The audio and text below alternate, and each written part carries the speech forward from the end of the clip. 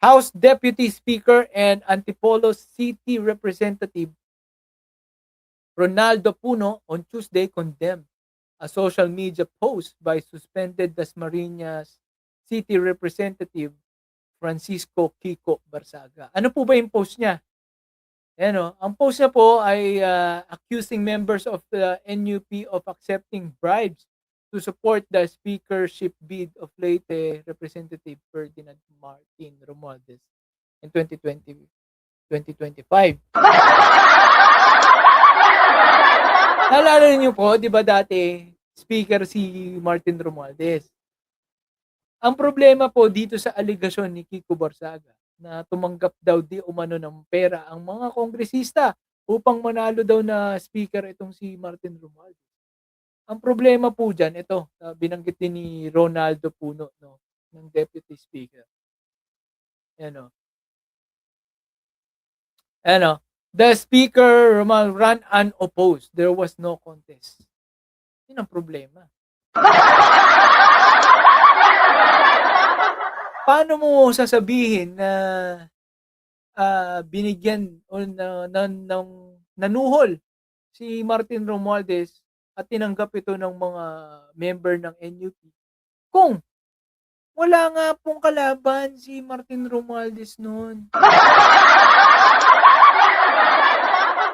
Bakit pa siya manunuhol eh? Wala naman pala siyang kalaban. Di ba? At kung ang tatakbo lang eh isang kagaya ni Kiko Barsaga, diba? Na hindi man lang nakakuha ng isang boto nung nakaraang gusto niyang tumakbong speaker, si Kiko Barsaga. Kahit sarili niya yata, hindi niya binoto eh.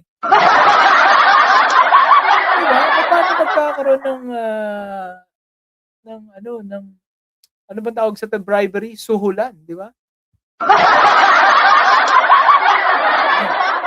So, di ba, suspended ka na, kakasuhan ka pa. Ano nangyayari sa'yo? Di ba? Pag nakasuhan ka at naging guilty ka dyan, eh, hindi ka nang pwedeng tumakbo sa kahit anong position, di ba? Kapag final and executory na yung kaso mo. Di ba? Barred ka na tumakbo bilang politiko kahit saang lugar. Ano? Meow, meow, meow, meow. Meow, meow, meow, meow, meow.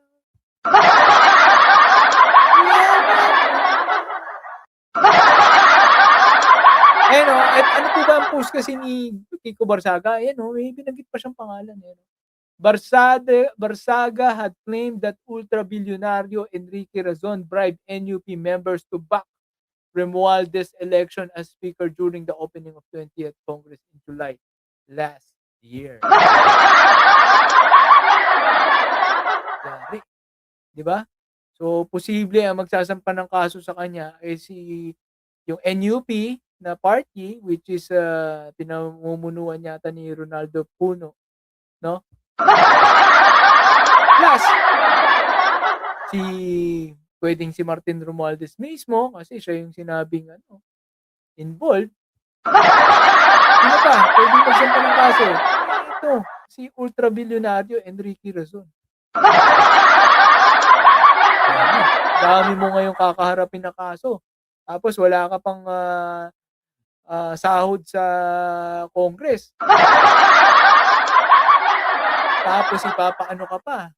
No, bago ka makabalik sa Congress, kailangan mong physically fit o fit to work, no? Physical, dapat ma-declare, magkaroon ng certification na physically fit ka, mentally fit, emotionally fit, behaviorally fit. Yari.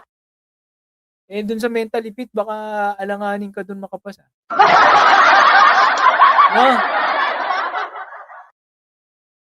Ayun. So, kung iisipin po natin, walang pag-asa to si Kiko Barsaga. Naging mouthpiece ng mga didilis. Puhunan, fake news lang. Fake news na lang po ang puhunan ng didilis. So he said he would take legal action to protect the rights and reputations of NUP members and to seek accountability through proper legal channels. Yan.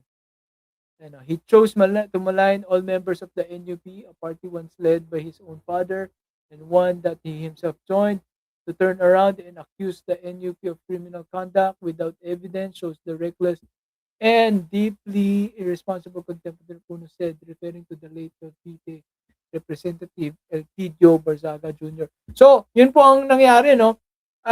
Dati pong member si tatay po ni Kiko Barzaga, pati mismo si Kiko Barzaga dating member ng NUP. Pero ngayon minamalay niya, no? Kumbaga binibigyan niya ng mali siya ng kung ano-anong mga akusasyon. Sinisiraan niya yung mga membro at ng mismong partido. Kaya yan, magte-take ng action, sasampahan po siya ng mga kaso. Yan po ang sasapitin ni Kiko Barzaga. And we will see him in court, no, sa pagtatapos. Yan po ang sinabi ni Puno, Ronaldo Puno. Yeah. Ano kaya idadahilan ni Kiko Barzaga, no? Sasabihin na naman niya late siya kasi nag-computer game siya.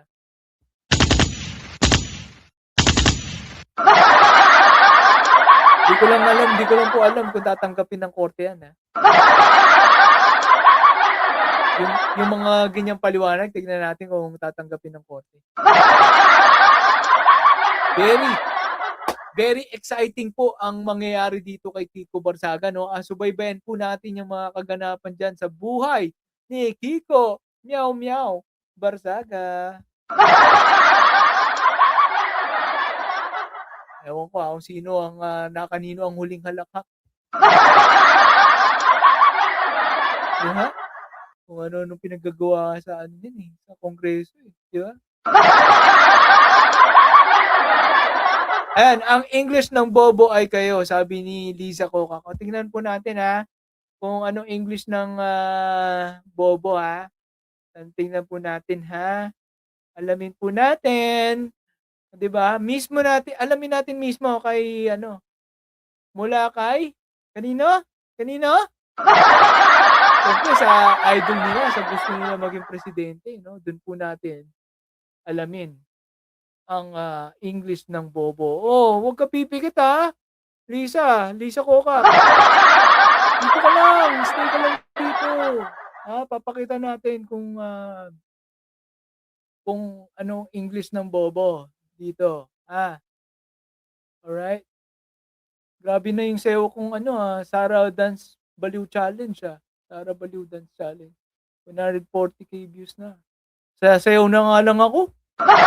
Daming views pag sumasayaw, Kung isa po, magpo 400k views, so sumasayaw lang kami.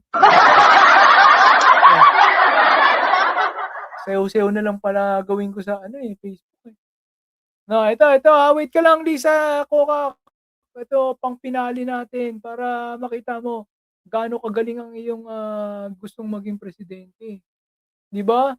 Malay mo ma-convince mo kami.